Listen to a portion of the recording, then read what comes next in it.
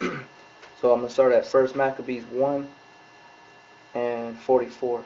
For the king had sent letters by messengers unto Jerusalem and the cities of Judah that they should follow the strange laws of the land. And that's what the elite are going to do.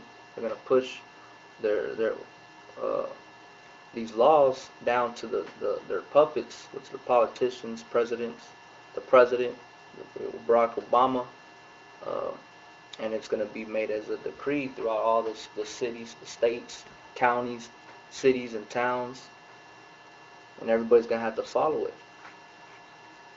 For the king has sent letters by messengers unto Jerusalem and the cities of Judah that they should follow the strange laws of the land, and forbid burnt offerings and sacrifice and drink offerings in the temple, and that they should profane the Sabbaths and festival days, and pollute the sanctuary and holy people, set up altars and groves and chapels of idols, and sacrifice swine's flesh and unclean beasts, that they should also leave their children uncircumcised, and make their souls abominable with all manner of uncleanness and profanation, to the end they might forget the law and change all the ordinances. See? So that's exactly what Esau's trying to do. He's trying to get rid of this truth. You know, he thinks that he's gonna be able to destroy and disrupt prophecy. Okay, whether he wants to believe it in or not. But he wants to get the Israelites, the Negroes, the Latinos, Native American Indians to go according to what he says he wants you to go by. Okay, if you take that chip, you're gonna die. If you take the radio frequency identification chip, you're gonna die. Okay, Scripture says, "Strive for the truth till death," and not to fear death. Okay, like the Israelites or the prophets, and Hebrews chapter 11, verse 35. Women received their dead raised to life again, and others were tortured, not accepting deliverance, that they might obtain a better resurrection. So that it's better to die than to take that chip, because you're gonna have a more horrible punishment, and it's by that thermonuclear destruction, that fire. Okay, but verse 1 Maccabees 1 and 50. And whosoever would not do according to the commandment of the king, he said he should die. So that's what's coming. You're gonna be tortured. If you don't take that chip, you're gonna be tortured, and ultimately killed, beheaded. But the Lord has warned us about what's coming.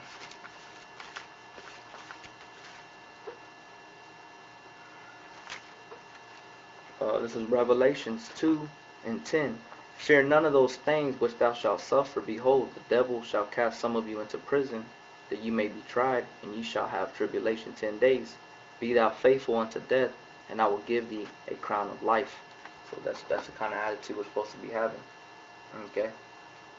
And, like the scriptures say, if you take that chip, all you got to be expecting is a horrible death. But if you're not part of the elect, you don't take that chip, you're still going to die on this side. But it's not going to be as gruesome. Your punishment's not going to be as gruesome as if you were to take the chip. But this is Revelation chapter 14, verse 6. And I saw another angel fly in the midst of heaven, having the everlasting gospel to preach unto them that dwell on the earth, and to every nation and kindred and tongue and people, saying with a loud voice, Fear God, and give glory to him, for the hour of his judgment is come. And worship him that made heaven and earth and the sea and the foundations of the waters. Right? And we're doing that, because it goes from the Most High to Yahweh to the angels, and the angels that ministered to us, and then we minister to the elect, and to the heathen too. We're condemning the heathen. It says, and there followed another angel, saying, Babylon is fallen, that great city, because she made all nations drink of the wine of the wrath of her fornication. And the third angel followed them, saying with a loud voice, If any man worship the beast and his image, and receive his mark in his forehead or in his hand, the same shall drink of the wine of the wrath of Yahweh, which is poured out without mixture into the cup of his indignation. And he shall be tormented with fire and brimstone in the presence of the holy angels and in the presence of the Lamb. So that's what it's going to be. It's going to be thermonuclear destruction. If you take that chip, it says, And the smoke of their torment ascended up forever and ever, and they had no rest day nor night, who worshipped the beast in his image, and whosoever received the mark of his name. Here is the patience. Here is the patience of the saints. Here is the patience of the saints. Here are they that keep the commandments of God in the faith of Yahweh Shai. So you got to wait on that. We got to wait for Yahweh Shai to deliver us from this and to bring down this kingdom, and hope that we are the elect. But if you take the chip, all you got looking forward to is a gruesome death. You know. So we got to wake up. The next one is Isaiah 65. Isaiah 65 and 11. But ye are they that forsake the Lord, that forget my holy mountain, and prepare a table for that troop, and that furnish the drink offering unto that number. So the ones that are going to take the chip are the ones that forsook the Lord. Okay? But this is your destiny if you take the chip. Okay? It says, Therefore will I number you to the sword. See? And ye shall all bow down to the slaughter. Because when I called, ye did not answer. When I spake, ye did not hear, but did evil before my eyes, and did choose that wherein I delighted not. The Lord didn't tell us to take the chip. The Lord told us not to take the chip. The mark of the beast. Okay? Therefore thus saith the Lord God, Behold, my servant shall eat, but ye shall be hungry. Behold, my servant shall drink, but ye shall be thirsty. Behold, my servant shall rejoice, but ye shall be ashamed. Behold, my servants shall sing for joy of heart, but ye shall cry for sorrow of heart, and shall howl for vexation of spirit. So you're going to be on the shitty end of the stick when you take that chip. You're going to be destroyed. But the ones that endure to the end, and they're the elect, they're gonna be taken care of there in that time when it happens, which is coming soon. This is Revelations 19 and 20. And the beast was taken, and with him the false prophet that wrought miracles before him, with which he deceived them that had received the mark of the beast. So all you that take the chip, you're deceived. You know, you're deceived, but it's because you forsook the Lord. And this is 2 Thessalonians chapter 2, verse 9. Even him whose coming is after the working of Satan with all power and signs and lying wonders, and that's Esau, because Satan on the left hand side of the Most High, the evil spirits. Satan, the word Satan means adversary. So they have a physical counterpart they're working through, which is Esau. And with all deceivableness of unrighteousness in them that perish, so they're being deceived, because they receive not the love of the truth, that they might be saved. And for this cause God shall send them strong delusion, that they should believe a lie, that they all might be damned who believe not the truth, but have pleasure in unrighteousness. But Revelations 19 and 20 again. And the beast was taken, and with him the false prophet that wrought miracles before him, with which he deceived them that had received the mark of the beast, and them that worshipped his image. These both were cast alive into a lake of fire burning with brimstone.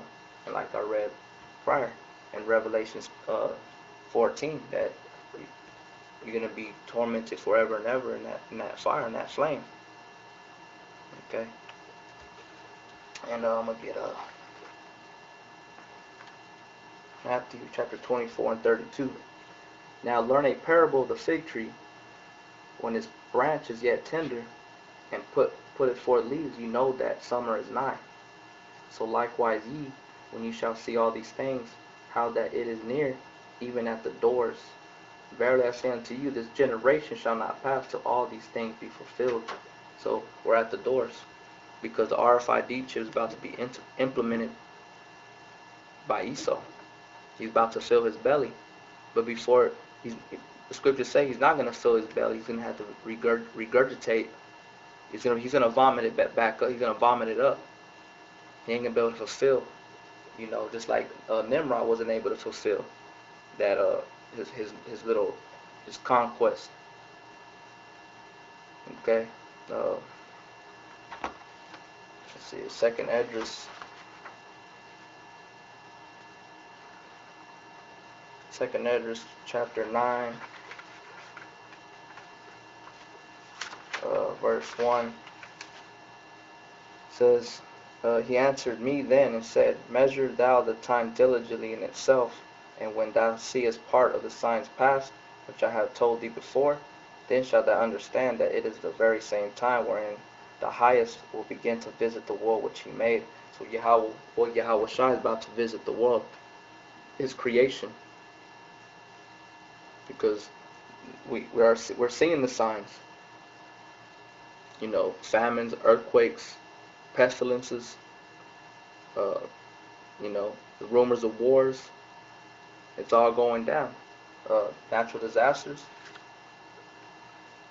Therefore, when there shall be seen earthquakes and uproars of the people in the world, and that's what we've been hearing. You got what's going on in Greece and Spain, the riots, the protests.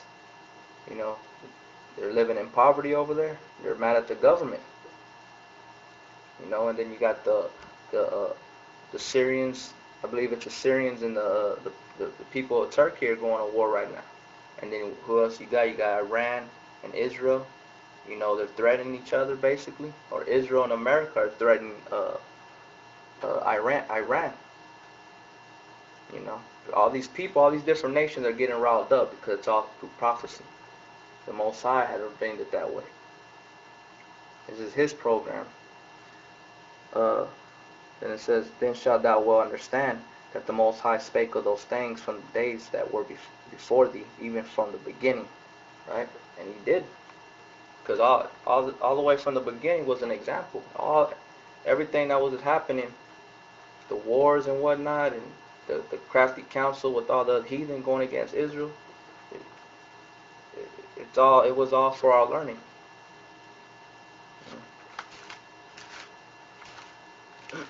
This is Isaiah 46 and 9. Remember the former things of old, for I am God, and there is none else. I am God, and there is none like me, declaring the end from the beginning, and from ancient times the things that are not yet done, saying, my counsel shall stand, and I will do all my pleasure. So it's the Lord's program, and He's been declaring the end from the beginning.